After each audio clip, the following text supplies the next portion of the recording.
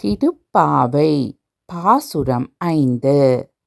மாயனை மன்னு வடமதுரை மைந்தனை தூய பெரு நீர் ஜமுனை துறைவனை ஆயர் குலத்தினில் தோன்றுமணி விளக்கை தாயை கூடல் விளக்கம் செய்த தாமோதரனை தூயோமாய் வந்து நாம் தூமலர் தூவித் தொழுது வாயினால் பாடி மனத்தினால் சிந்திக்க போய பிழையும் புகுதருவான் நின்றனவும் தீயினில் தூசாகும்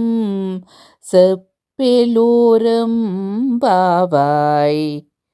பொருள்: வியப்புக்குரிய செயல்களை செய்பவனும் பகவானும் மதுராபுரியில் அவதரித்தவனும் பெருகியோடும் தூய்மையான நீரை கொண்ட ஜமுனை நதிக்கரையில் விளையாடி மகிழ்ந்தவனும் ஆயர் குலத்தில் பிறந்த அழகிய விளக்கு போன்றவனும் தேவகி தாயாரின் வயிற்றுக்கு பெருமை அளித்தவனும் இவனது சேஷ்டை பொறுக்காத யசோதை தாய் இடுப்பில் கயிற்றை கட்ட அது அழுத்தியதால் ஏற்பட்ட தழும்பை உடையவனும் ஆன எங்கள் கண்ணனை நாங்கள் தூய்மையாக நீராடி மனம் வீசும் மலர்களுடன் காண புறப்படுவோம்.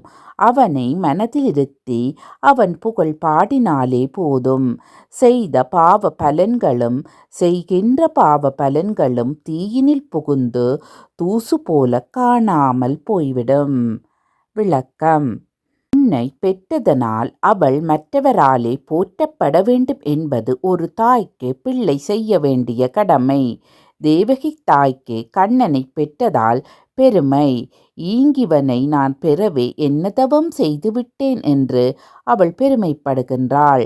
குழந்தைகள் பெற்றவர்களுக்கு நல்ல பெயர் வாங்கி தர வேண்டும் என்பது இதன் உட்கருத்து.